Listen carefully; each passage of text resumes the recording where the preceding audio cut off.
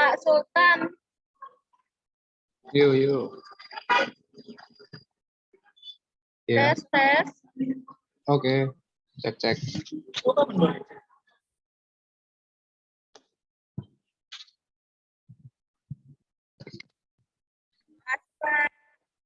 Iya, iya, masuk, masuk.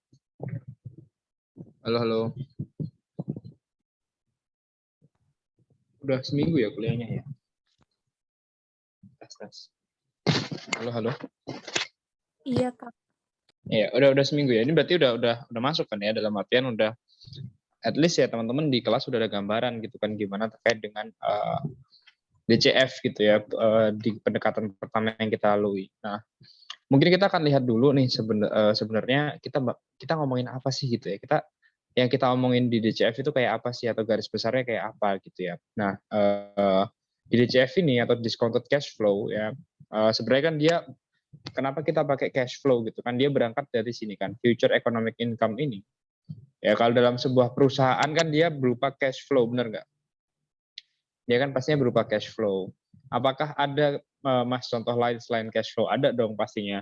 Kalau kita menilai saham di bursa misalkan, ya bukan menilai sebuah bisnis ya, kita menilai saham di bursa, kita bisa pakai dividen. Kemudian kita menilai bond, ya kita pakai interest.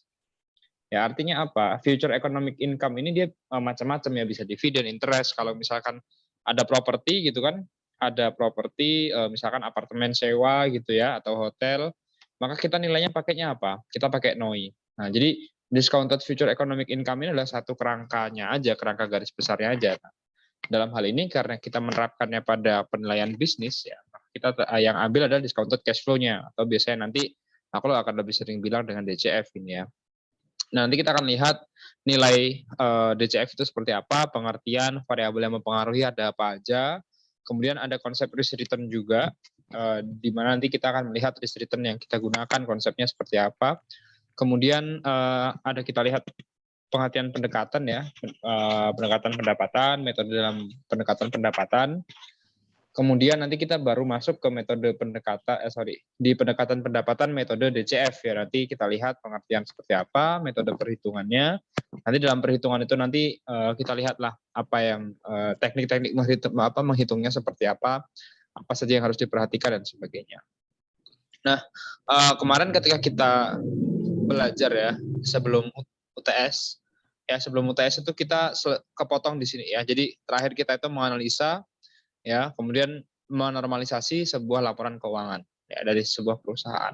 Jadi setelah kita menentukan penugasannya, kemudian kita mengetahui bisnisnya, ya kita melakukan kalau makro ke company ini berarti apa? Top down ya, top down analisis dari makronya dulu ke industrinya, ke company-nya. Ya mungkin aku review dikit lah, misalkan kayak sekarang apa nih yang baru booming gitu ya, baru trending lah, misalkan mobil listrik gitu ya, atau kebijakan terkait dengan green energy dan sebagainya. Kemudian apakah pemerintah concern dengan itu? Oh iya, pemerintah concern dengan itu. Otomatis nanti kalau misalkan mobil listrik jadi diwujudin, industri apa nih yang bakal terdongkrak? Oh ternyata industri otomotif. Oh sangat berarti misalkan kita mulai Astra gitu ya, ASII. Oh berarti sekarang Astra ini harus siap-siap nih untuk misalkan menyiapkan diri menghadapi nanti adanya booming mobil listrik. Bagaimana dengan company-nya? Sekarang baru kita lihat ke company-nya. Apakah company-nya memang siap, dia punya keunggulan dibandingkan dengan misalkan apalagi ya selain Astra itu kan ada Indomobil dan sebagainya. Apakah dia punya competitive advantage ya? Apakah dia itu menjadi perusahaan yang paling baik di industrinya, di sektornya kayak gitu. Itu kita lakukan analisis. Kemudian kita setelah paham bisnisnya, kemudian kita normalisasi laporan keuangannya. Kita udah ngerti nih, oh bisnisnya kondisinya seperti ini, oh dia operasionalnya bagus, oke berarti kita bisa menentukan ya pendekatan dan metode apa yang akan kita gunakan dalam menilai sebuah perusahaan. Nah, kita kemudian berangkat dulu nih dari nilai dari suatu perusahaan itu apa gitu ya. Nah, di sini kalau kita lihat di sini merah banget ya apa namanya? Desainnya, nggak apa-apa ya. Jadi nilai dari suatu perusahaan adalah dia di sini dikatakan adalah sebuah present value ya kalau teman-teman lihat di sini. Ya, value of an asset gitu ya. Nilai dari sebuah aset dia adalah present value-nya dari expected return. Dari expected return-nya. Jadi misalkan nih sebuah aset gitu ya. misalkan beli saham, kita tahu sahamnya itu memberikan dividen terus. Ya maka menurut kita itu akan bernilai gitu ya, karena ada expected return di sana. Secara spesifik gitu ya, kita mengekspektasikan sebuah aset itu akan menghasilkan apa? Aliran benefit bagi kita ya, dalam hal ini kalau kita ngomongin sebuah perusahaan ya berarti menghasilkan sebuah cash flow gitu kan. Nah, makanya di sini itu karena kita ngomongin estimasi sebuah aliran, otomatis di sana ada yang namanya ketidakpastian. Nah, ketidakpastian itu kemudian kita convert ya, atau kita kompensasi lah istilahnya. Ketidakpastian itu kita kompensasi dengan apa? Dengan tingkat diskonto ya. Nah, tingkat diskonto nanti kita akan juga belajar bagaimana cara kita menentukan tingkat diskonto dan kenapa kita menggunakan metode itu. Sehingga di sini dalam proses penilaian ini setidaknya kita butuh dua hal. Yang pertama adalah aliran dari expected return, yang mana aliran dari expected return ini ya kita gunakan adalah nanti free cash flow ya, free cash flow baik nanti free cash flow to firm atau free cash flow to equity. Kemudian yang kedua adalah required rate of return dari sebuah investmentnya. Nanti kita lihat required rate of return-nya itu seperti apa. Apakah dia menggunakan cost of equity saja, ataukah dia menggunakan cost of debt juga, dan sebagainya. Nanti kita lihat kenapa pakai ini, kenapa pakai itu. Nah, kemudian variabel apa saja sih yang mempengaruhi sebuah nilai gitu ya. Kalau kita ngomongin nilai, dia ada dua hal utama ya, dua variabel utama. Yang pertama adalah internal perusahaan dan yang kedua adalah eksternal perusahaan.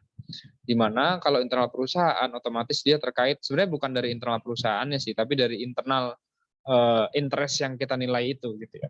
Ukuran atau kepemilikan kepentingan, kalau semakin besar ya berarti semakin bernilai. Kontrol dari suatu perusahaan, kalau interest atau kepentingan itu memiliki kontrol untuk perusahaan, otomatis itu akan semakin bernilai ya. Kemudian marketability dari sebuah kepemilikan, apakah interest yang kita nilai ya, suatu kepentingan yang kita nilai itu marketability-nya bagus. Biasanya kalau marketability-nya bagus, nilainya akan semakin tinggi. Kalau marketability-nya rendah, ya nilainya akan semakin rendah. Mungkin di pertemuan sebelumnya, sebelum UTS, teman-teman sudah mengenal yang namanya the log, the LOM ya. Kalau the log ini khususnya untuk ke kontrol suatu perusahaan, marketability dia the LOM ya. Discount lack of control, discount lack of marketability. Ya, semakin dia kecil kontrolnya, maka semakin besar diskonnya. Semakin dia tidak marketability, semakin besar juga diskonnya. Kemudian bagaimana dengan eksternal perusahaan ya, dari segi eksternal perusahaan, maka dia ada expected return ya, expected return dan cost of capital ya, dari eksternal perusahaan itu. Apakah memang perusahaan tersebut yang memiliki expected return yang bagus? Kemudian bagaimana dengan cost of capital-nya gitu ya. Mas, bukannya kemarin di manajemen keuangan itu ya, dengan cost of capital perusahaan itu bisa ya, dalam artian perusahaan itu bisa menentukan struktur kapitalnya masing-masing sehingga dia berpengaruh terhadap nilai perusahaannya gitu ya. Misalkan nih, kalau teman-teman ingat waktu kita belajar manajemen keuangan semester berapa ya, berarti ya teman-teman ya, semester 3 ya. Di semester 3 itu kalau teman-teman ingat di situ ada struktur kapital perusahaan ya. Perusahaan yang dia terkena pajak biasanya dia mengambil utang lebih tinggi gitu-gitu ya, bener nggak? Nah, tapi di sini yang kita maksud bukan itu, ya bukan itunya. Tapi kenapa? Tapi apa yang kita maksud adalah bagaimana ya adanya expected return dari instrumen investasi lain. Ya, jadi kan kalau soft capital itu kan kita sudah mengkompensasi return yang kita miliki, kita juga sudah mengkompensasi return dari market. Gitu. Nanti logika berpikirnya kita akan lihat di slide berikutnya deh. Nah, di sini ada hubungan antara risk, return, dan juga value. Ya, the degree of uncertainty as to the realization of expected future economic income ini adalah pengertian dari risk. Ya. Semakin tinggi tingkat ketidakpastian perusahaan dalam menghasilkan income, maka semakin tinggi return yang diharapkan oleh investor. Tapi semakin kecil nilainya gitu ya. Begitu juga sebaliknya. Nah, maksudnya gimana? Maksudnya gini. Ketika ya ada nih SUN misalkan ya, surat utang negara nih. Surat utang negara itu memberikan return let's say 5 atau 6% per tahun ya. Tapi di sini kan dia jaminan ya kan. Dia udah jaminan 100% dibayar oleh negara. Nggak mungkin telat, Ya, dia nggak mungkin telat, nggak mungkin apa-apa ya, pasti dia dibayar lah, dijamin negara 100%. Ya kecuali nanti ada perang dan sebagainya, itu kan di luar kontrol ya. Nah, kemudian gimana dengan apa perusahaan gitu ya? Misalkan perusahaan nih, perusahaan itu ada risikonya loh. Ini kepastian ya, kepastian 100%, maka risikonya adalah 0%. Nah, misalkan kemudian di sini ada perusahaan nih, kita misalkan mau beli Tesla gitu ya, perusahaan yang baru booming juga nih misalkan. Kita mau beli Tesla. Ya, Tesla ini nggak ada kepastiannya, dia bakal profit terus, bakal kasih dividen kita gitu ya. Let's say katakan kepastiannya hanya 80%. Kemudian maka risikonya ya ada risiko sebesar 20%. Nah, kita bandingin sama Sun coba. Sun yang risikonya 0% aja, dia berani ngasih 6%, ya kan? Otomatis Tesla ya yang risikonya 20%, harusnya dia bisa lebih tinggi gitu kan. Let's say katakan dikompensasi sehingga di sini returnnya, expected returnnya ya menjadi 10% paid annually misalkan. Nah, di sini ya kita bisa lihat sebenarnya manakah yang memiliki nilai lebih tinggi gitu ya. Nah, nanti kaitannya adalah dengan risikonya gitu ya. Kenapa? Karena dalam perhitungan nilai ya nantinya kita menghitung nilai, ini aku spill dikit ya. Nilai itu adalah expected return. Ya, di bawahnya ini adalah risikonya atau interestnya ya, diskon rate-nya lah. Semakin besar diskon rate-nya, maka nilainya akan semakin kecil ya. Nah, jadi bisa kita simpulkan bahwa semakin besar risiko ya dari suatu bisnis ya maka expected return-nya harus semakin besar juga gitu ya. Sehingga nanti ya kalau expected return-nya tinggi ya nilainya juga semakin kecil ya. Ini expected return itu kalau persentase kan dia jadi discount rate ya. Di sini bukan maksudnya di sini bukan persentasenya tapi alirannya. Misalkan interestnya gitu ya, pembayaran interestnya atau di sini nanti ada dividennya dan sebagainya. Nah, pendekatan dalam penilaian bisnis itu ada 3 ya, mungkin kita udah bahas juga sebelumnya. Ada pendekatan pendapatan, pendekatan pasar, dan juga pendekatan aset. Ya, kalau dalam properti, pendekatan aset ini adalah pendekatan biaya. Sama juga sebenarnya di bisnis itu nanti kita hitung satu-satu di sini. Ya, biayanya dari biaya ini kita hitung satu-satu gitu. Kemudian kita ada yang kita kapitalisasi, atau ada yang benar-benar kita hitung satu-satu. Nah, ini kita akan lihat sebenarnya pengertian dari pendekatan pendapatan. Apa sih pendekatan pendapatan gitu ya? Ya, menurut SPI atau Standar Penilaian Indonesia, pendekatan pendapatan dapat digunakan untuk memperkirakan nilai dengan mengantisipasi dan menguantifikasi kemampuan objek penilaian dalam menghasilkan return yang akan diterima di masa datang. Ya, dengan kata lain, kita akan mengestimasi beberapa hal ya. Misalkan ada sebuah dividen atau interest, kita mengestimasi cash flow, atau kita mengestimasi net income. Tergantung dari tujuan kita gitu ya. Dividen atau interest berarti dividen untuk saham, interest untuk sebuah bond gitu ya, cash flow sebuah perusahaan, net income atau NOI nanti kita gunakan untuk menilai sebuah properti. Ini adalah basic konsepnya. Sebenarnya di ini itu sebenarnya udah kita bahas ya, udah sempat kita bahas ketika kita belajar manajemen keuangan ya.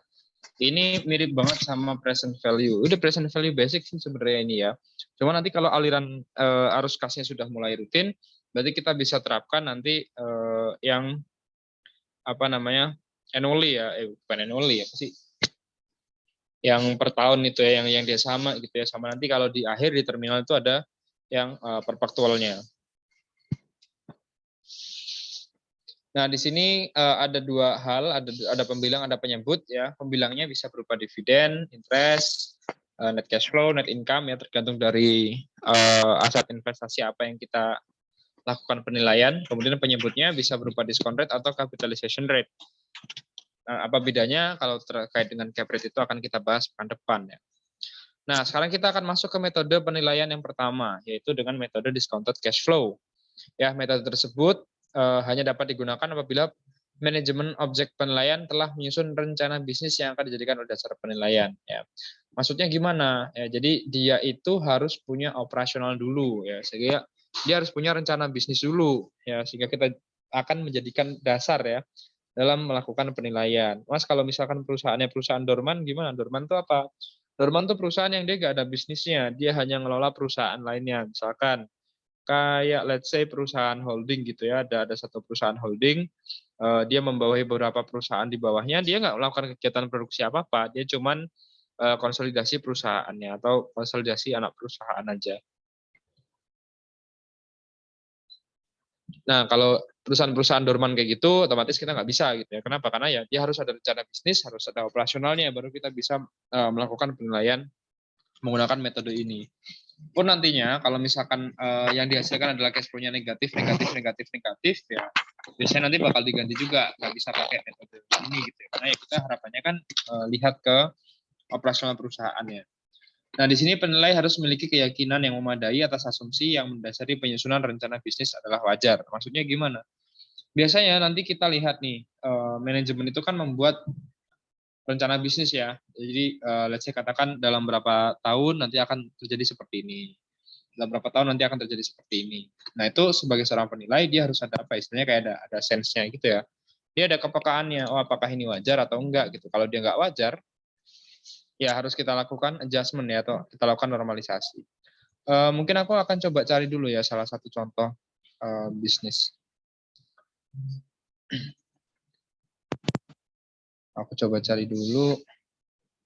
Ya, saya nggak tahu kok pernah dapat lah. Dan ini relate sama pemerintah juga gitu. Dalam artian pemerintah punya saham ini, kemudian ingin dijual. Nah waktu itu ingin melakukan penilaian. Oh ternyata nggak ada. Dia permohonan penilaian doang. Oh ya, kalian mungkin belum pernah lihat surat permohonan penilaian ya?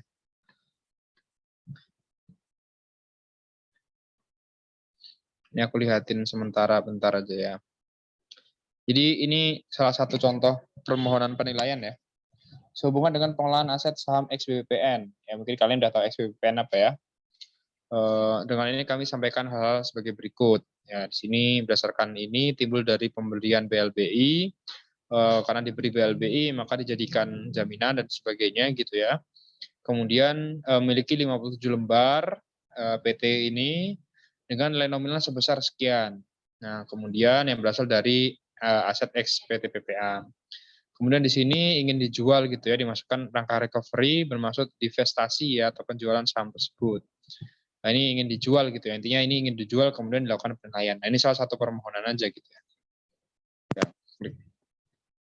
Kemudian kita akan lanjutin lagi deh.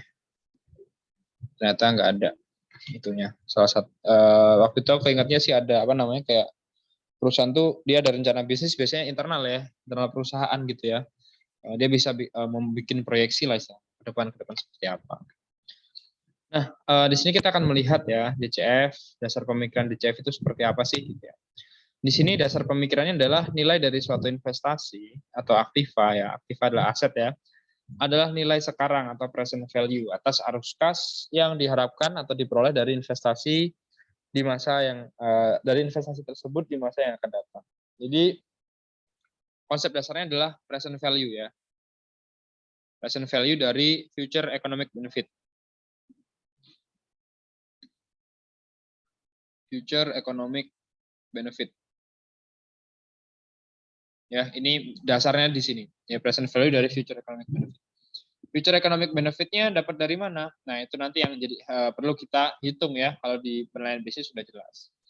Nanti cabangnya gimana, Mas? Ini sebenarnya pakai cost benefit analysis sih, cukup di cost benefit analysis. Tapi di sini ya bisa kita sebutkan sebagai cost benefit-nya adalah gitu ya. Termasuk ini nanti untuk menilai semua aset bisa sebenarnya. Misalkan jembatan, sekolah, rumah sakit, ya bangun apartemen dan sebagainya itu bisa kita nilai dengan DCF juga gitu ya. Nanti tinggal future economic benefit-nya aja yang kita sesuaikan. Kalau membangun jembatan kira-kira benefit-nya apa? Ada yang mau mencoba jawab mungkin?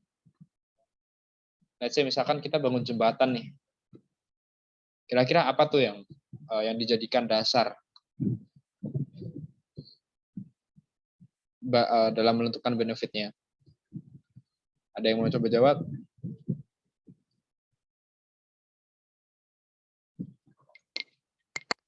Ya, penghematan BBM bisa juga gitu kan. Atau misalkan pembangunan pelabuhan. Ya. Di pelabuhan situ kalau economic benefit ya let's say katakan ya sama.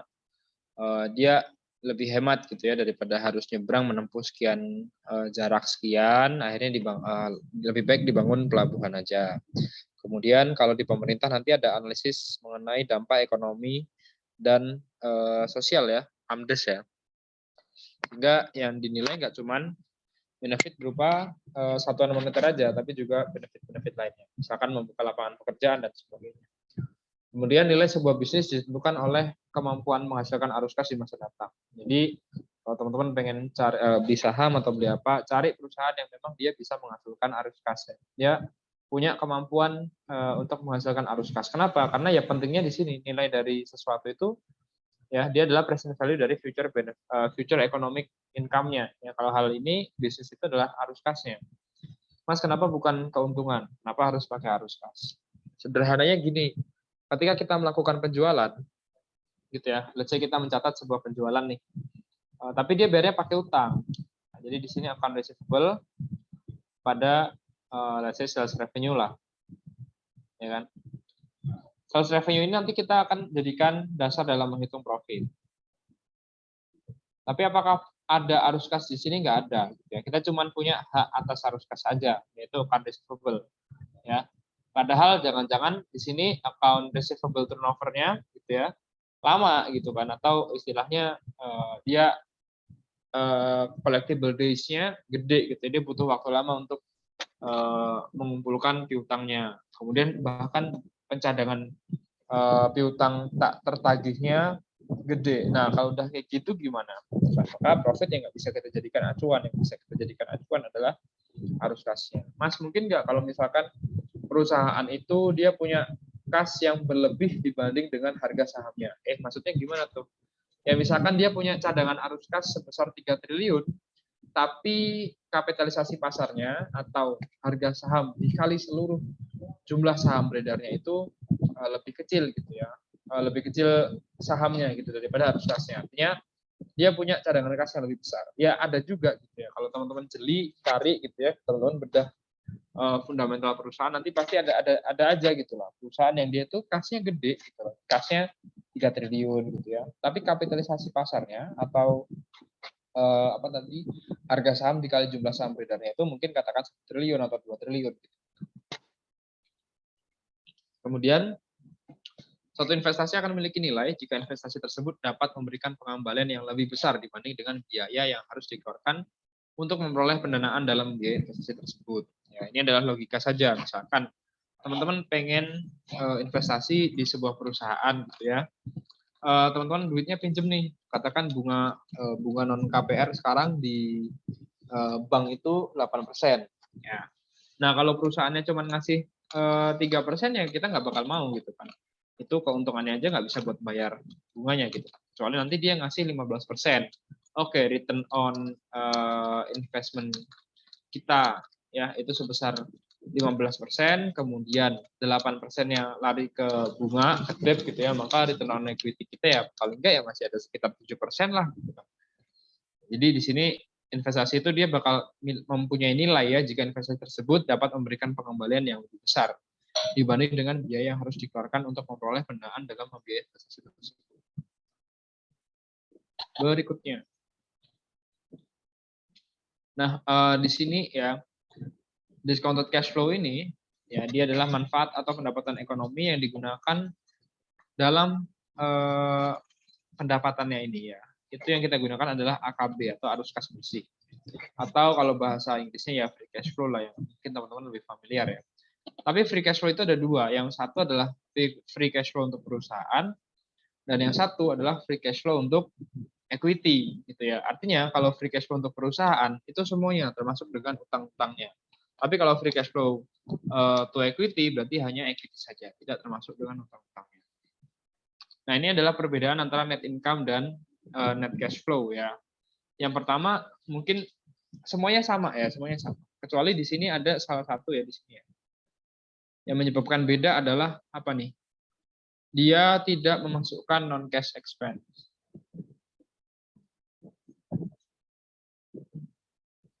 Ya. Di sini ditambahkan kembali nih Ya, padahal non cash expense sudah keluar di mana? Di sini. Ya, loh Mas, kenapa kalau gitu nggak dari awal aja nggak dimasukin? Kalau dari awal nggak dimasukin gitu ya, nanti dia bakal kena tax yang gede. Ya, padahal ya itu kan depresiasi amortisasi kan ya wajar kan, ya pasti ada gitu. Kalau dia nggak dimasukin nanti dia kena tax expense gede gitu kan. Terus gimana? Padahal kan dia nggak ada aliran cash flow-nya ya. Berarti nanti tinggal kita tambahin kembali aja gitu. Tujuannya biar apa sih Mas? Maksudnya aku belum kebayang gitu ya. Misalkan teman-teman belum kebayang.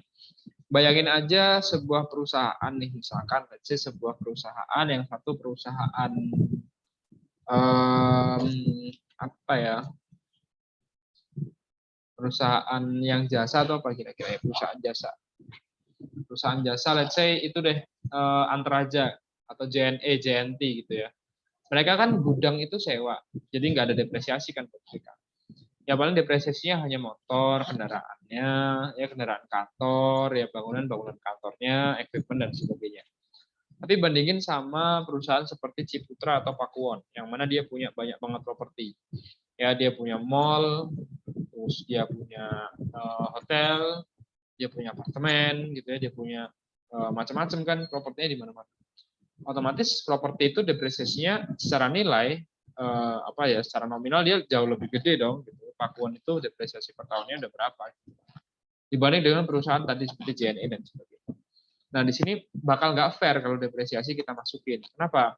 Karena bagi JNE gitu ya, bagi perusahaan ekspedisi atau bagi perusahaan-perusahaan yang dia nggak perlu punya banyak aset, ya nggak masalah gitu kan depresiasinya kecil. Tapi bagi perusahaan yang asetnya di mana-mana, terutama properti ya, yang asetnya kelihatan, wah itu depresiasinya besar sekali gitu. Itu mungkin ya jadi salah satu alasan juga kenapa depresiasi kemudian kita keluarkan ya. Nah ini adalah perbedaan antara net cash flow to firm sama net cash flow to equity. Kalau net cash flow to equity dia hanya terbatas pada ekuitasnya saja ya. Tapi kalau net cash flow to firm ya dia semuanya ya ke perusahaan, baik ke ekuitas maupun ke hutang juga. Nah ini ada dua jalur ya, atau dua jalan lah menentukan DCF gitu ya. DCF ini ujung-ujungnya sama juga, dia menentukan nilai perusahaan ya. Tapi nanti ada yang beda gitu. Di sini kita pakai nilai perusahaan, di sini nilai ekuitas. Bedanya apa? Bedanya di sini dia. Kalau dia pakai net cash flow to firm, berarti dia sedang cari nilai perusahaan. Kalau dia pakai net cash flow to equity, dia sedang cari nilai ekuitas. Nilai perusahaan di sini ada AKB ya, nilai sekarang present value dari arus kas bebas di masa datang gitu ya, ditambah dengan nilai pasar aktifan non operasional. Mas, memangnya ada nilai emangnya ada gitu ya aktifan non operasional? Ya ada juga. Misalkan apa? Ya misalkan perusahaan nih dia beli rumah banyak, misalkan ya perusahaannya gabut lah dia beli rumah gitu. Itu kan non operasional gitu kan. Itu kita jumlahin. Emangnya nggak kedeteksi Mas, misalkan kalau aset non operasional itu nggak kedeteksi emangnya di laporan keuangan, atau misalkan di penilaian dia nggak keluar. Bukannya nggak keluar sih, dia keluar aja. Cuman kan sekali lagi tadi kita ngomongin penilaian pendekatan pendapatan. Itu apa istilahnya ya, kayak basisnya ya, dasarnya adalah operasinya gitu ya, operasional bisnisnya. Maka secara otomatis ya nilai pasar aktiva nilai dari aset-aset non operasional itu tidak tercermin dalam aliran cash flow operasional tadi. Maka perlu kita tambahkan. Nah, kemudian untuk mencari nilai ekuitas ya, dari nilai perusahaan kita kurangi dengan nilai pasar hutang berbunga gitu ya. Mas, bukannya kemarin di Menkyu kita udah sepakat tuh kalau nilai pasar hutang itu susah. Ya, betul. Nilai pasar hutang itu memang susah, jadi biasanya kita pakai nilai buku pasar. Kan ada tuh ya di laporan keuangan, di sisanya pasti di CALK gitu dia ada tuh berapa nilai buku sisa di sisa utang gitu ya. Nah di sini ada variabel dalam DCF ya. Tadi yang pertama yang menjadi pembilang itu ada AKB untuk perusahaan atau free cash flow to firm, dan juga ada AKB untuk ekuitas atau free cash flow to equity ya.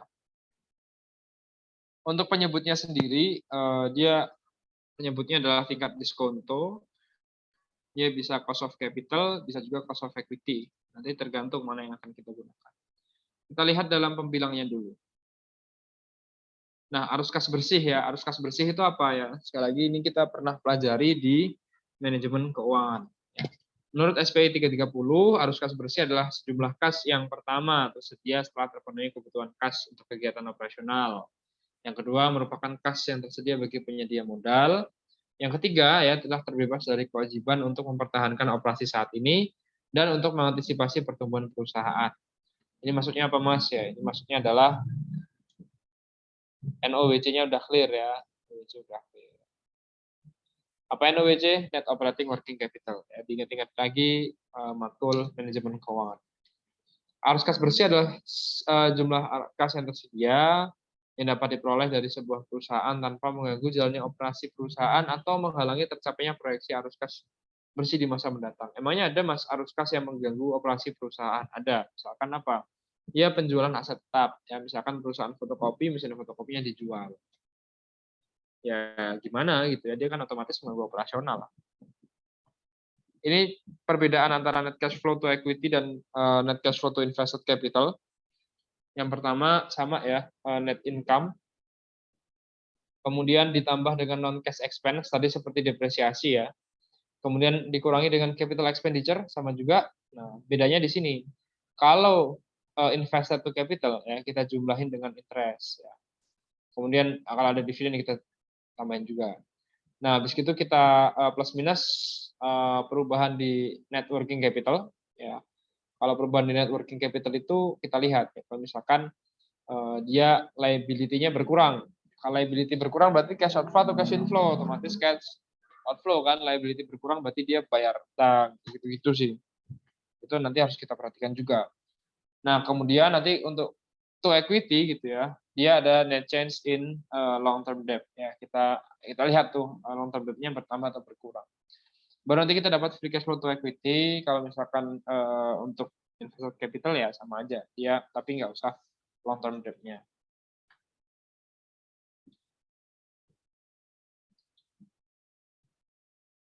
Sini ada contoh ya, modal kerja bersih atau net operating working capital. Ya, di sini kita lihat ada neraca, kemudian ada di sini 2014 adalah aktual, artinya mungkin dia melakukan penilaiannya itu di 1 Januari 2015 juga bisa ya. Maka di sini 2015 masih berupa proyeksi. Ini adalah tahun sekarang, kemudian ini ada 3 tahun proyeksi ya. Di sini ada neraca, ada total aktiva. Nah, di sini kita akan menghitung NOWC-nya. NOWC itu dapat dari mana? Dia dapat dari aset lancar ya, aset lancar. Kemudian utang lancar, kemudian kita selisihin dapatlah modal kerja bersih ya. Ini kita kurangin ya, dapat modal kerja bersih. Nah, dari modal kerja bersih ini kemudian kita selisihkan ya, dia naik atau turun. Oh, dia naik nih. Kalau naik berarti ada cash apa gitu ya. Kalau dia naik kan berarti ada cash outflow kan. Kalau dia naik ada cash outflow, naik ada cash outflow. Kalau ada cash outflow berarti NOWC-nya dikurangi atau ditambah? Ya jelas dikurangi kan. Dikurangi NOWC.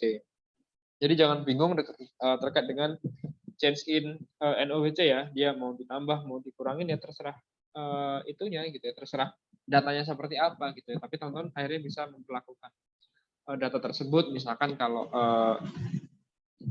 turun ya berarti NOWC-nya bertambah, NOWC-nya berkurang. Kalau NOWC berkurang berarti ya udah cash inflow, misalkan dia jual aset dan sebagainya gitu kan.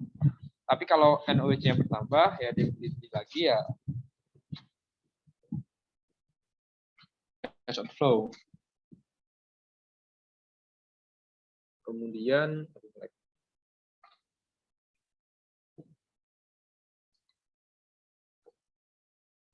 nah, dalam DCF method ini sekarang kita lihat ya. Pertama melakukan analisis terhadap proyeksi arus kas bersih yang diperoleh dari manajemen, ya kemudian melakukan penyesuaian terhadap asumsi, keakuratan perhitungan dan kebijakan akuntansi. Ini bisa lihat dari tren data historis perusahaan atau kondisi ekonomi saat ini. Kalau dulu mungkin aku pernah peragain ya, di mana Anda sebuah perusahaan yang dia itu apa ya, kayak bisa dibilang unik lah gitu ya. Jadi ada satu perusahaan dia unik. Kenapa? Karena di tahun-tahun tertentu ada lonjakan gitu ya di cash, atau di tahun-tahun tertentu ada penurunan drastis ya aset tetapnya penurunan drastis. Nah di situ kan kita perlu curiga ya, kita perlu sesuaikan juga di situ, jangan sampai setelah kita bikin proyeksi ternyata kurang pas karena kita nggak mau cross check data yang telah lalu gitu ya.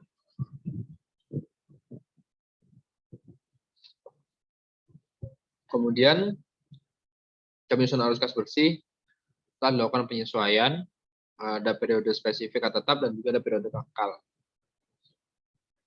Misalkan di sini ada contoh penyesuaian ya, penjualan di sini.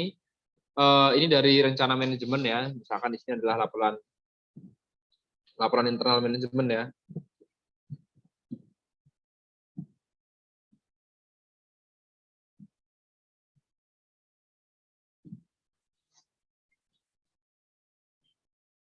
Di sini dia diasumsikan 35% kenaikan per tahun ya, kemudian pajaknya 30%. Ternyata gitu ya, ternyata kondisi ekonomi sekarang baru lesu gitu ya. Penjualannya itu udah terlalu optimis tuh 35%, harusnya cuma 15% aja. Kemudian apa pajaknya ternyata kegedean juga ya. Tahun depan pajaknya ternyata cuma 25% aja. Kalau nggak salah bentar lagi jadi 20 deh, sekarang 22.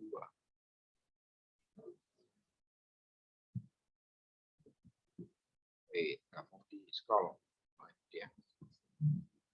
Nah, akhirnya dibenerin deh gitu ya. Pertama adalah dibenerin dari semula yang di atas jadi yang di bawah ya. Ini jadi ini yang apa? Unnormalized gitu ya. Ini yang sudah normalized.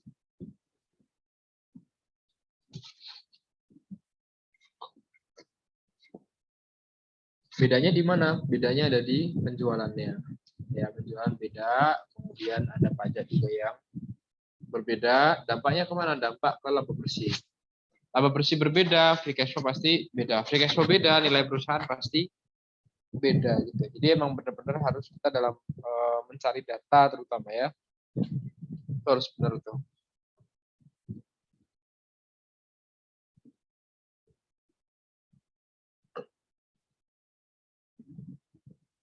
Kemudian periode proyeksinya ada dua ya. Yang pertama adalah periode tetap atau spesifik dan yang kedua adalah periode kekal. Periode kekal ini ya di sini yang benar-benar perlu jadi catatan ya adalah periode bisnis yang sudah stabil. Artinya kita asumsikan kalau kita menilai gitu ya, ada periode di mana perusahaan tersebut sudah stabil lah. Perusahaan tersebut sudah mapan lah istilahnya ya, sehingga kita bikin dia alirannya tetap ya. Nggak ada ekspansi lagi gitu kan, tapi nggak rugi-rugi juga. Ada nggak yang mas perusahaan kayak gitu? Ya pastinya ada aja gitu ya. Jadi mungkin kita nggak tahu.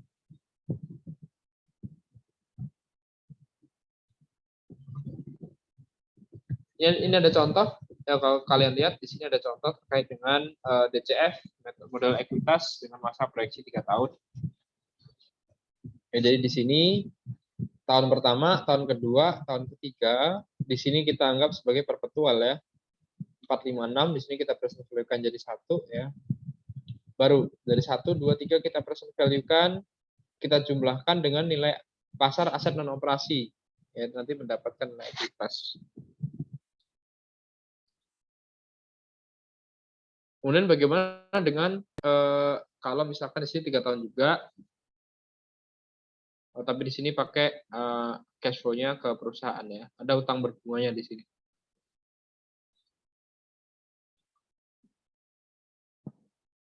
Nah, sekarang kita langsung masuk saja ke dalam penyebutnya ya. Tadi kita udah ngomongin pembilangnya, yang pastinya sekarang gantian ke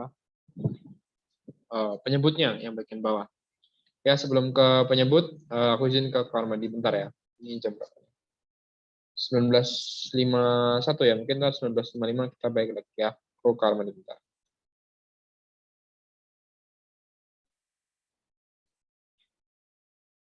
Oke, lanjut ya kita ya. Jadi aku ulang sejenak ya, tadi belum aku resume recordnya.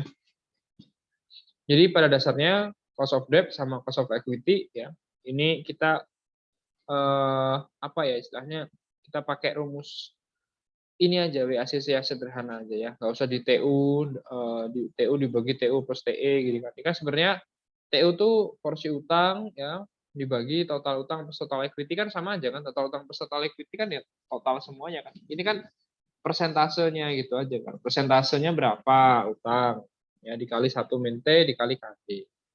Udah pakai rumus yang biasa kita gunakan aja. Kemudian ini ada pertanyaan nih. Kalau beta tuh bakal selalu diketahui apa enggak? Kalau misal enggak, rumusnya ada rumusnya enggak gitu atau mengacu kemana? Jadi buat penilaian ini biasanya beta itu kita cari di Damodaran ya. Kita cari di Damodaran. Nanti deh coba aku simulasiin ya. Cari di Damodaran. Biasanya kita pilih beta unlevered, kemudian kita convert ke beta levered. Kenapa? Sebenarnya di Damodaran itu langsung tersedia beta leverednya. Tapi kenapa kita nggak langsung pakai?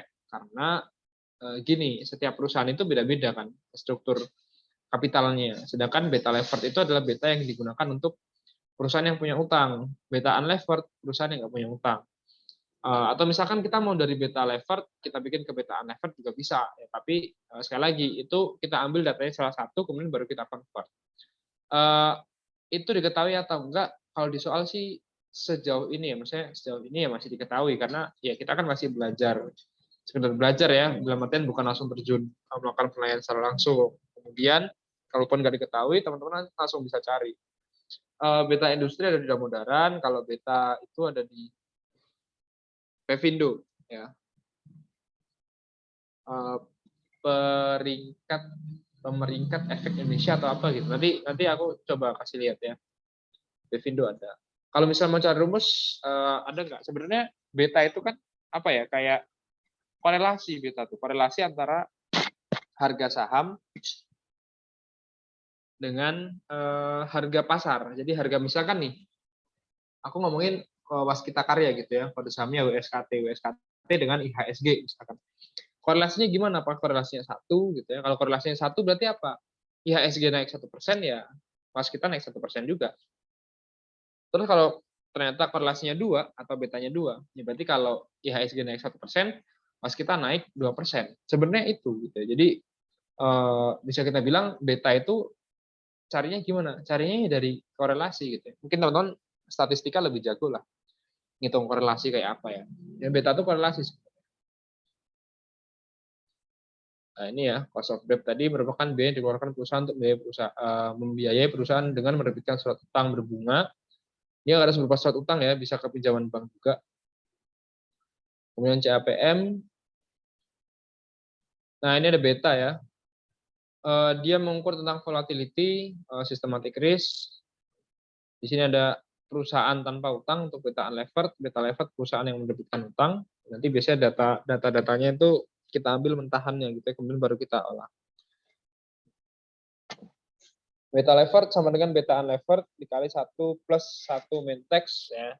90 persentase debt dibagi persentase equity-nya.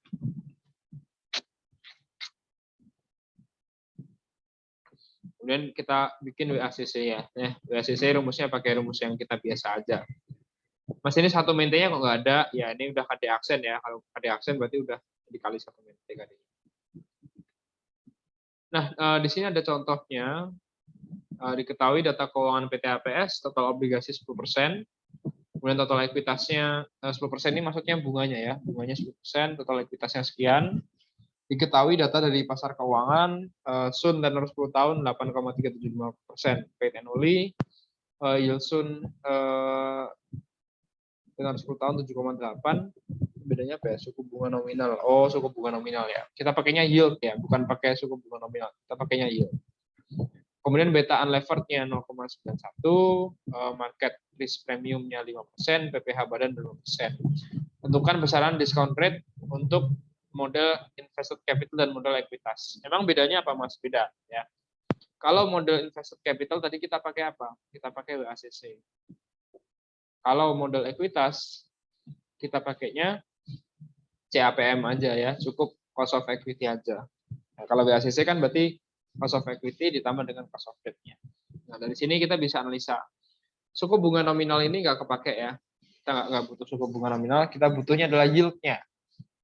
Ya, yield-nya. Kenapa? Sekali lagi karena yield ini kan yang mewakili pasar gitu kan. Bagaimana pasar merespon ya dari suku bunga dari Sun ini kan dari yield-nya.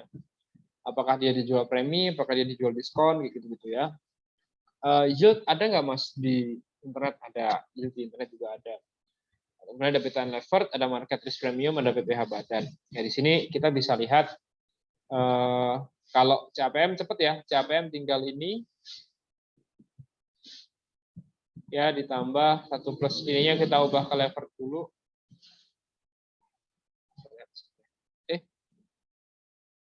Ya jawabannya malah belum dihitung. Ya ini berarti nanti silahkan di itu ya. Coba nih aku kasih 5 menit apa ya. Aku kasih 5 menit sampai 20 lebih 10 buat dikerjain ya. Silahkan dikerjain dulu.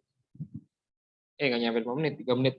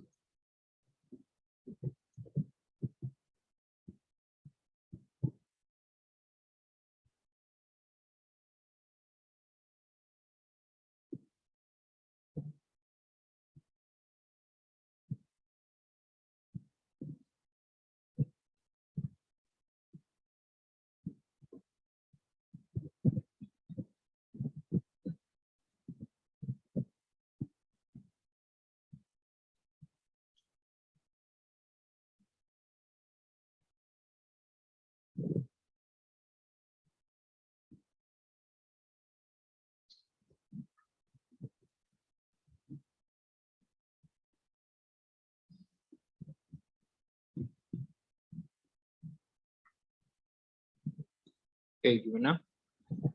Yuk kita coba hitung ya. Kalkulator aku. Bentar.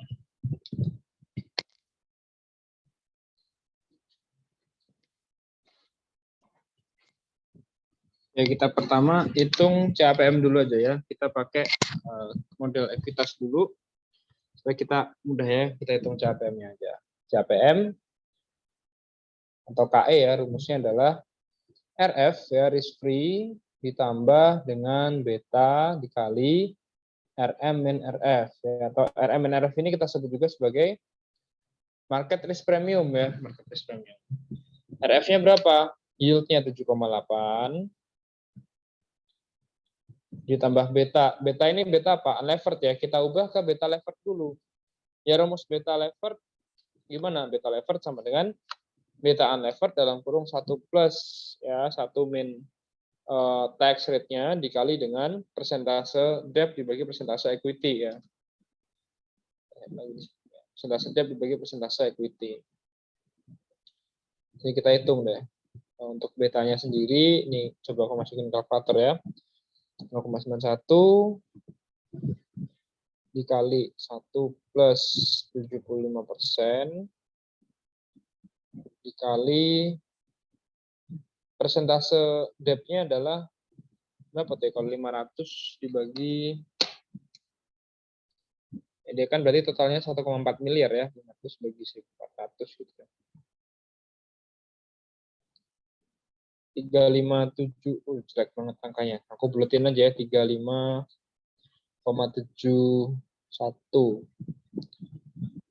35,71% dibagi ini dikurangi 1. 6429. 4,29%. Ya, kita lihat hasilnya adalah 0,88457. Ya, aku buletin jadi 0,885.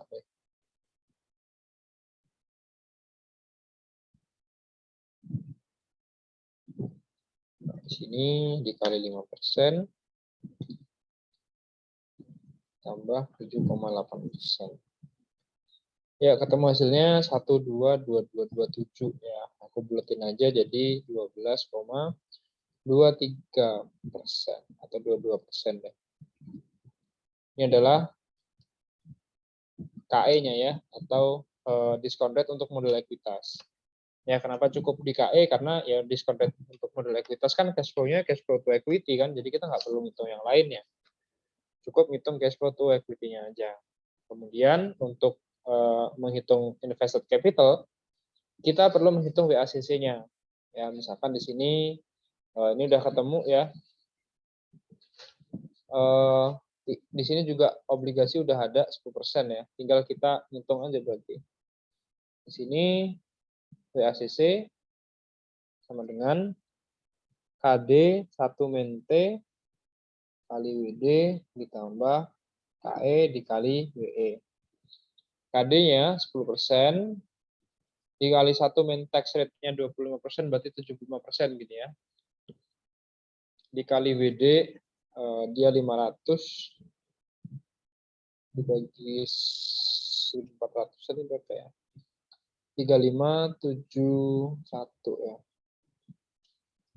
35,71%, ditambah KE-nya adalah 12,22%, dikali WE-nya.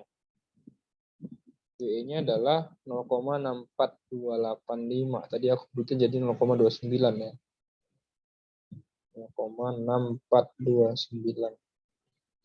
64,29%.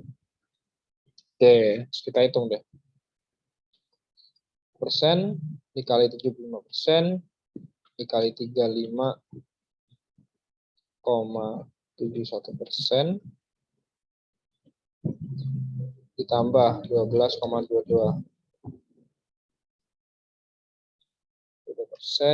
dikali 64,29%. Hasilnya adalah 10,53%. Ya, ini adalah hasil untuk WACC. Ini hasil untuk CAPM-nya aja. Oke, ini untuk menghitung discount rate ya. Kemudian terkait dengan estimasi nilai dengan metode DCF ya. Estimasi nilai yang dihasilkan dari perhitungan dengan menggunakan metode DCF, dia berupa fair market value atau investment value. Dalam konteks analisis untuk merger dan akuisisi, seringkali digunakan definisi nilai sebagai investment value. Metode DCF dapat digunakan dalam hal ini karena proyeksi dan tingkat diskon yang digunakan dapat disesuaikan untuk tujuan investor tertentu. Metode DCF juga dapat digunakan untuk menentukan fair market value jika proyeksi dan tingkat diskon yang digunakan adalah berdasarkan data yang tersedia di pasar. By the way, DCF ini adalah salah satu metode yang paling sering digunakan kalau teman-teman cari laporan penilaian, biasanya seringkali itu DCF pasti keluar ya. DCF sama satunya paling aset ya, aset accumulation, bukan apa, excess earning biasanya, excess earning atau market approach ya, biasanya dua itu sih. Tapi DCF tuh sering kali pasti ada terus, karena DCF ini paling menunjukkan kondisi real perusahaannya ya, kondisi operasional perusahaan itu seperti apa, itu dia sangat terlihat ya, dia nampak banget di DCF. Oke, kemudian nanti jangan lupa ada the log sama the LOM ya, ini review aja. Discount for lack of marketability. Tingkat diskonto yang digunakan dalam metode DCF umumnya diambil dari transaksi yang di pasar yang sangat liquid, ya, sehingga diskon for lack of marketability harus dikenakan jika melakukan penilaian atas perusahaan non publik. tingkat diskon ini untuk penilaian atas kepemilikan prioritas umumnya lebih besar daripada jika penilaian dilakukan untuk kepemilikan mayoritas. Ya. Jadi pada dasarnya tingkat diskonto yang kita ambil tadi, gitu ya, misalkan kayak kita ambil beta industri, itu kan diambilnya dari perusahaan-perusahaan yang sifatnya ada di bursa efek ya, diperdagangkan. Dan kebanyakan yang di bursa efek ya barang-barang liquid atau perusahaan saham yang liquid lah yang dia mempengaruhi IHSG kan, sehingga dia perlu diterapkan adanya DELOM ini tadi ya. Oke, aku akan coba kasih lihat salah satu contoh penilaian DCF ya, supaya teman-teman nggak gampang juga. Kak, nanti kalau misalnya habis ngeliatin Yo. penilaiannya, boleh nggak dijelasin ulang lagi yang diskon for like? Sorry patah-patah gimana? Oh sorry Kak. Nanti kalau udah kakak habis ngeliatin penilaiannya, boleh nggak Kak diulangin lagi yang diskon for lack of marketability ini? Masih belum paham. Makasih Kak. Boleh. Ya aku ulang sekarang aja. Jadi gini, misal nih kita akan cari itu ya, apa namanya? Kita coba cari beta ya, karena tadi Iqbal kan nanya beta juga ya. Kita akan coba cari beta nih.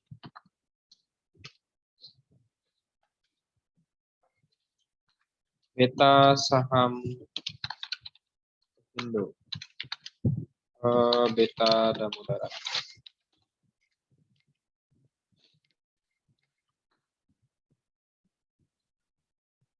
Vindo ini dia per bulan ya dia ngeluarin. Apa weekly malah. Keren banget. Oh, Juli ya. Edisi lama dong. Yang baru dong. Nggak ada kayaknya ya. Ini ada nih. Nah, di sini beta ini yang kita cari dari Damodaran ini, ya, ini kan di US ya. Nanti kalau misalkan diganti ya diganti di emerging market. 29 Juli, ini 9 Desember. Ini baru kemarin. Nah, di sini ya. Kalau teman-teman lihat ya di sini. Ini kan perusahaan yang ada di IHSG semua. Ya. Tahu dari mana Mas ini ada di IHSG? Ya, namanya juga beta. Beta itu kan harga saham disesuaikan dengan marketnya gitu kan. Nah, di sini ya. Ini ada R ini kan harga-harga saham ini. Harga saham disesuaikan dengan harga market ya. Nah, berarti di sini adalah perusahaan-perusahaan terbuka ya, perusahaan yang dia ditransaksikan di Bursa Efek Indonesia. Misalkan nih aku ingin menilai tadi nih permohonan penilaiannya tadi udah close ya. Permohonan penilaiannya kan tadi PT SRTG ya. Ini bukan SRTG Masyarakat juga. SEPG ya kalau nggak salah ya. Aku baca PT SEPG lah. Golf lah dia. Golf. Sedangkan di sini tuh nggak ada golf. Ya, di sini nggak ada golf. Atau misalkan perusahaan lain yang misalkan kalian ingin menilai perusahaan tersebut, nah, misalkan keluarga kalian atau teman kalian punya perusahaan yang baru dirintis, ya. Otomatis dia perusahaan belum ditransaksikan di bursa, sahamnya nggak ditransaksikan gitu kan, namanya juga baru mau dinilai sahamnya misalkan. Nah ternyata dia bergerak di bidang let's say teknologi lah misalkan ya, nah, software developer misalkan. Kita cari nih teknologi di sini. Oh nggak ada. Di sini ya ada software entertainment, ada software internet, ada software system application dan sini. Sebentar ada tamu bentar.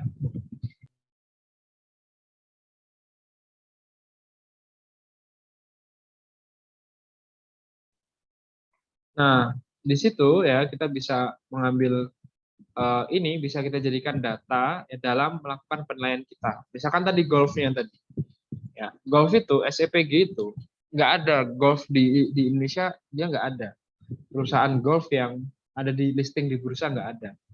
Ya sehingga kita carinya apa? Data dari luar negeri gitu ya, atau data perusahaan-perusahaan lain yang masih satu industri dengan dia. Dia adalah industri properti tapi yang untuk amusement ya, dia properti di sini real estate.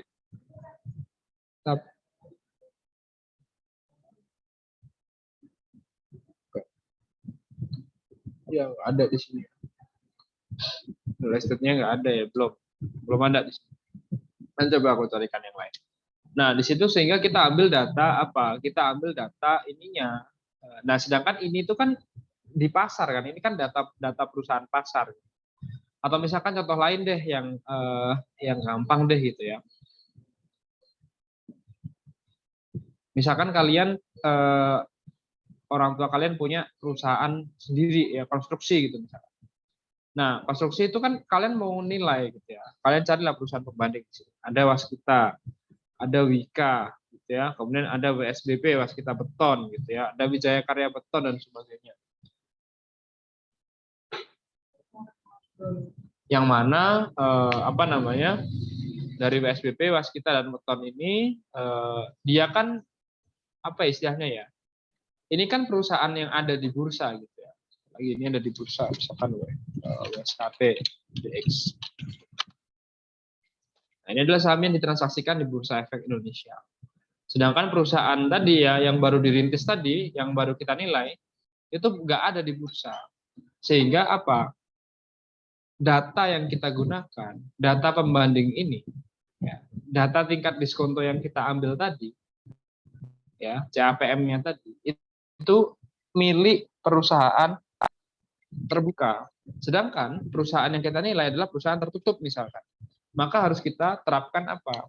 Diskon for lack of marketability gitu ya. Kenapa? Karena ya perusahaan kita tertutup gitu ya. Diskon ini berupa apa? Diskon ini berupa pengurangan harga pastinya. Jadi dia berupa persentase. Jadi misalkan diskonnya 30%, berarti sisa nilainya hanya 70%, indikasi nilainya 70%. Ya, kurang lebihnya kayak gitu. Mungkin bisa menjawab pertanyaannya tadi.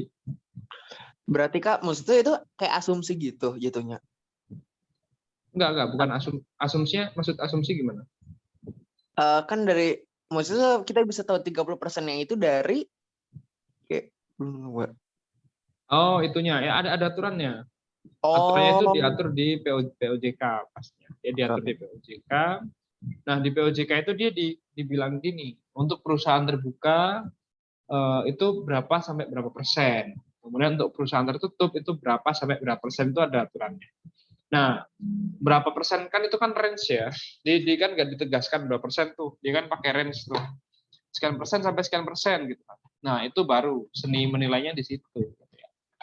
Seni menilainya di situ. Kita merasa kayak perusahaan ini, kalau kita bikin perusahaan terbuka, let's say nih, kalau kita bikin perusahaan terbuka nih, katakan dia perusahaan tertutup gitu ya, perusahaan tertutup maksimal kalau nggak salah sampai 40% apa ya. Ini perusahaan tertutup, pembanding kita adalah perusahaan terbuka. Terus kita lihat perusahaan ini, kalau kita bikin jadi perusahaan terbuka, belum tentu marketability-nya baik. Belum tentu dia jadi saham yang liquid. Bisa saja dia masih jadi saham yang ya biasa aja gitu. Dalam artian ya ada orang beli, ada syukur, nggak ada orang beli ya. Artinya kita bisa menerapkan diskon marketability yang besar atau the loan-nya itu besar gitu ya. Tapi kalau kita tahu wah perusahaan ini misalkan perusahaan cat yang baru listing kayaknya si Avian itu ya. Perusahaan cat itu. Sebelum-sebelumnya nggak ada perusahaan cat, seingatku ya. Setahu perusahaan cat sebelumnya nggak ada. Kemudian kita ingin melakukan penilaian untuk perusahaan Avian. Emangnya harus nilai? Iya, kalau kita mau IPO kan kita harus melakukan penilaian. Nah, kita ambil deh pembandingnya. Kemudian kita tahu, wah Avian ini kalau dia IPO, dia pasti peminatnya banyak banget, rame, karena dia satu-satunya gitu ya, satu-satunya perusahaan cat di Indonesia yang listing di Bursa Efek Indonesia gitu misalkan. Prospek kedepannya bagus dan sebagainya, dia pasti jadi blue chip gitu misalkan ya. Dari keyakinan kita sebagai seorang penilai gitu ya. Oh ini pasti saham blue chip bagus nih. Nah, dari situ maka diskon marketability-nya jangan gede-gede berarti. Ya kita kasih oke lah, saya 20% atau ya berapa 15% aja gitu. Itu mungkin kebayang Kak kalau gitu ya. Makasih Kak. Oke, siap. Ini coba aku bukain POJK. Diskon.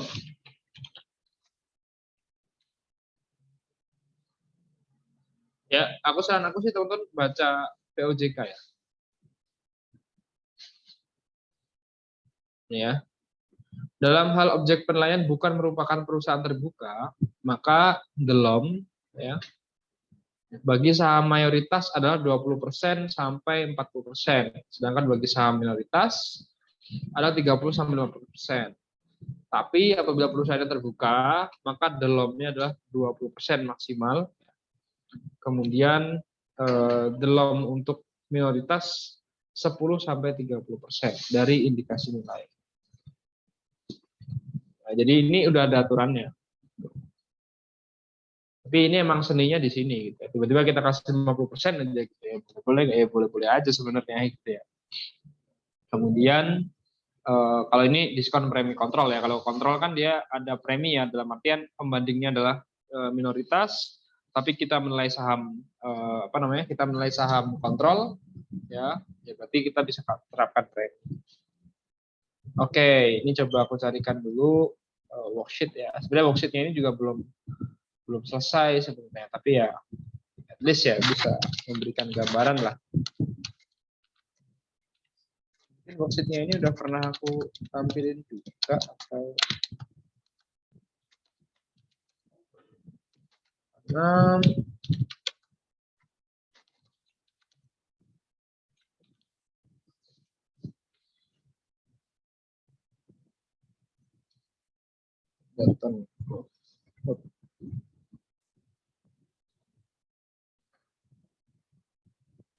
ini nggak semua aku ituin ya, dalam artian aku kasih contohnya gitu.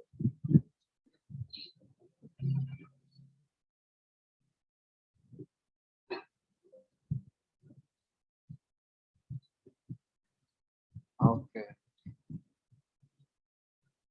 Jadi pertama kita bisa ngitung cost of capital dulu ya. Di sini ada cost of capital totalnya sekian. Dapat dari mana? Dari CAPM-nya sekian nih. CAPM dapat dari mana? Dari risk free. Risk free cari dari mana? Di sini dari ID investing ya. Belum mas ini kok cuma 5%, bukannya harusnya 10% ya. Boleh 10%. Biasanya pakai 10% karena dalam artian gini, 10% itu jangka yang cukup panjang lah ya, daripada 5% kan singkat banget ya. Kemudian beta unlevered ya, kemudian kita bikin levered betanya, kemudian ada equity risk premium dapat dari Damodaran, RBDS risk RBDS ya, aku lupa panjangannya. Rating base ya, rating base default spread ya. Jadi dari Amerika itu kan dia kan istilahnya yang paling bagus lah ya, dan itu ada spreadnya, spread rating dari Sun kita ya. Jadi surat utang negaranya Amerika itu ratingnya AAA, tapi Indonesia itu ratingnya apa ya, BB atau apa gitu ya. Sehingga ada spreadnya di situ. Ini kita masukkan juga ya. Nanti kemudian kita jumlahkan dapat CAPM ya, kemudian ada cost of debt-nya sekian ya, dapatlah nanti cost of capital-nya ya, kita pakai basis biasa. Nah, ini ada recreation nih, tadi nggak lihat recreation. Ini golf ya, ini perusahaan golf. Dapat recreation, kemudian di sini ada Moody's ratingnya BAA2, kalau Amerika tadi AAA ya. Di sini ada RBDS ya, rating base default spread-nya. Kemudian ini ada beberapa rasio-rasio utang ya, kita bisa pakai pembandingnya. Pembanding ini buat menentukan levered-nya ya, levered. Kemudian ini ada bank ya. Terkait dengan bank ini, tadi aku udah bilang pakai bank itu ya. Bank ini nanti jadi itu ya, apa? Cost of debt ya. Itu cost of debt itu nanti dia akan menjadi diambil dari 4 bank BUMN ya, bank plat merah. Mas, ini apakah harus dari bank BUMN? Kalau di sini ya di biaya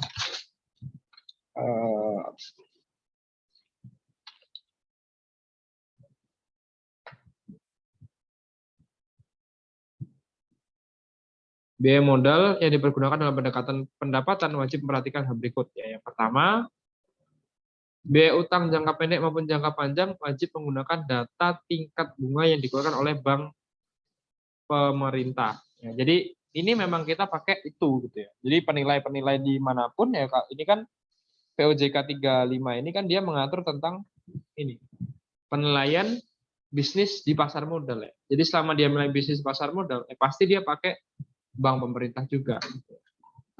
Ada 4 ya, BRI, Mandiri, BNI, dan BTN. Kemudian kita rata-rata. Kemudian, oh ya ini pakai yang mana? Pakai yang korporasi ya. Pakai yang korporasi. Korporasi, retail, mikro, ini konsumsi, KPR, non KPR. KPR dia memang tinggi sekali ya. Oke, dan nanti sudah selesai di cost of capital ya. Cost of capital ini dia bakal kepake di dua tempat ya, di sini sama nanti di pekan depan ya, di pertemu apa di yang jadi satu itu capitalization method ya. Di capitalization method juga kita bakal ketemu ACC juga. Nah, berikutnya adalah bagaimana kita bikin free cash flow-nya ya. Jadi kan dia berangkat dari laporan laba rugi ya pastinya ya. Ini inflasi buat nyari itu, ini profil LR lah. Ini kita bikin, oh kayaknya aku nggak bikin yang proyeksinya deh. Oh di sini ada proyeksinya juga. Nah, sini kalau kita lihat ya, sebelah kanan sini ada proyeksinya. Nanti kalau latihan ngeproyeksi, ini nggak akan cukup sehari ya, dalam artian gini teman-teman. Yang akan kita pelajari ini itu ya untuk tujuan pendidikan ya. Nggak mungkin langsung soalnya tiba-tiba kalian disuruh menilai saham terbuka gitu ya, perusahaan terbuka, udah langsung silakan nilai sahamnya gitu. Ya nggak mungkin juga. Pasti diketahui lah paling at least diketahui berapa cash flow tahun pertama, berapa pertumbuhannya, silakan dibikin gitu. Nggak mungkin yang langsung dikasih laporan keuangan terus disodorin, disuruh analisa sendiri, nggak mungkin. Kita sini langsung dapat free cash flow-nya lah, dicari free cash flow. Kok di sini nggak ada itunya ya? Oh ini dia. Ya di sini dapatlah free cash flow-nya ya.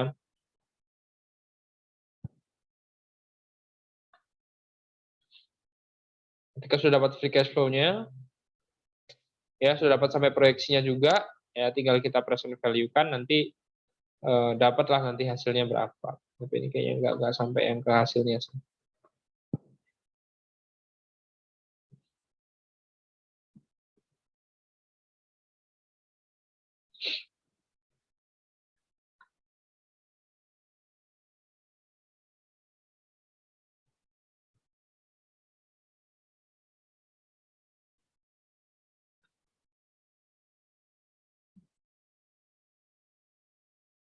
Oh ya, dia nggak sampai ke menentukan nilainya ya.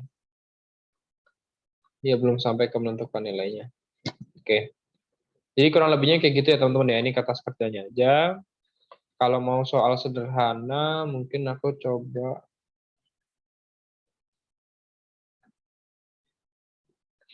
Aku coba lihatin.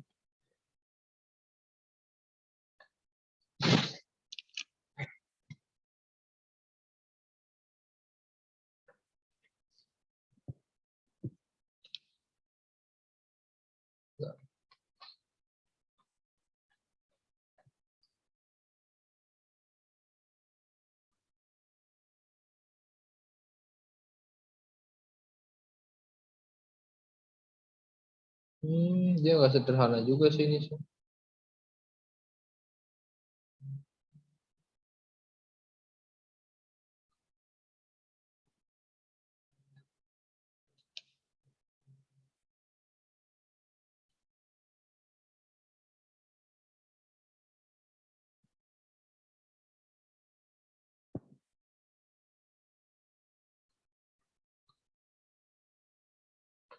Ini aku bukain KTT apa aja lah ya.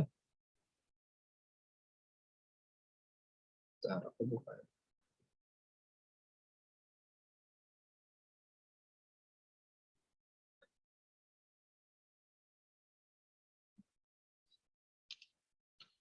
Ini buat pembelajaran aja ya.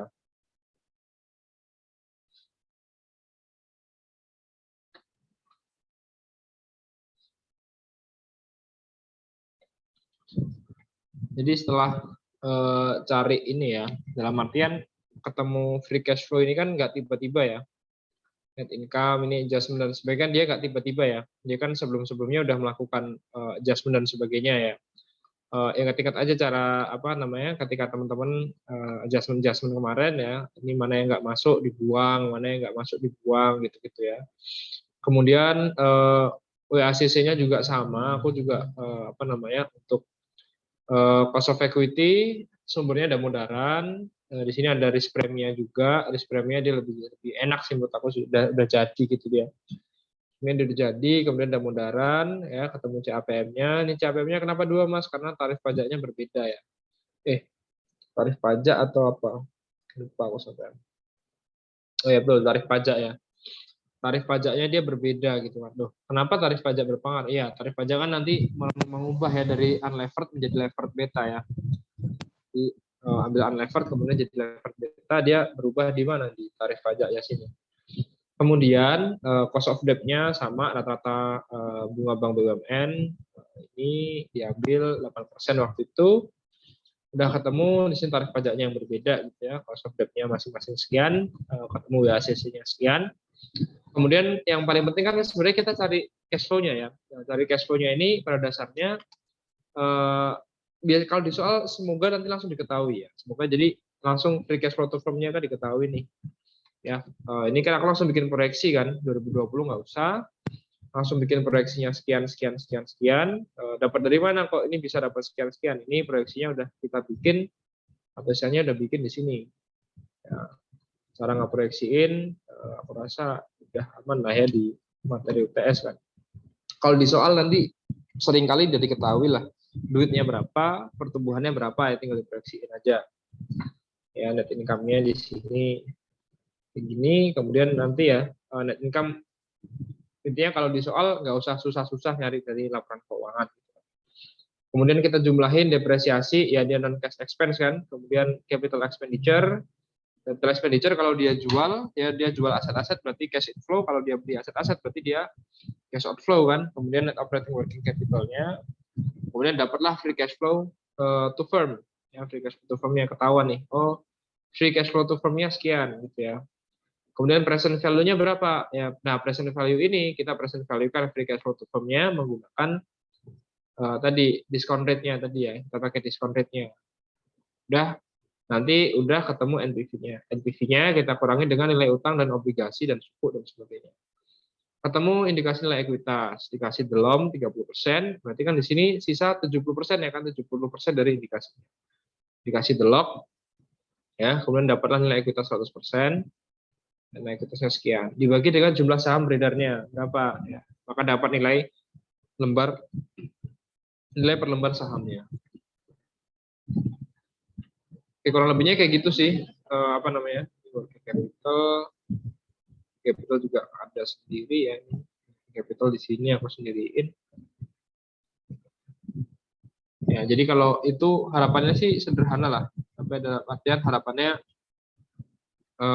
kalau teman-teman di soal ya semoga sederhana ya. Tapi caranya kurang lebih kayak gitu ya alurnya. Jadi pertama adalah net income ya dan sebagainya sampai ketemu free cash flow to firm ya. Setelah ketemu free cash flow to firm ini udah enak ya. Kenapa? Karena tinggal kita present value in aja. Ya, jadi nggak perlu sampai yang bingung-bingung lah nanti alurnya gimana, ini gimana. Mungkin ada yang mau ditanyain dulu sebelum kita akhiri.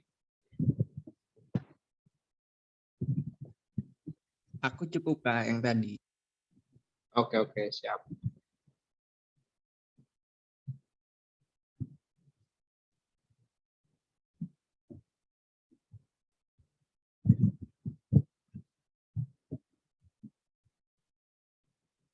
Oke, kalau nggak ada lagi, mungkin kita akhiri aja ya sampai sini.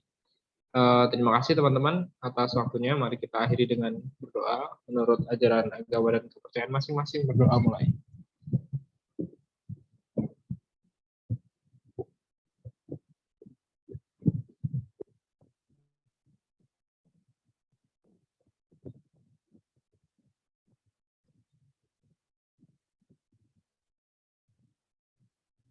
Doa cukup. Aku akhiri. Terima kasih atas waktu dan perhatiannya. Terima kasih. Assalamualaikum warahmatullahi wabarakatuh. Oh ya, nanti modulnya di-share di grup ya. Nanti yang belum join grup, join dulu aja. Nanti modulnya di-share di sana. Aku meeting ya. Terima kasih teman-teman. Siap Kak, makasih Kak. Makasih, Kak. Oke, aku meeting ya.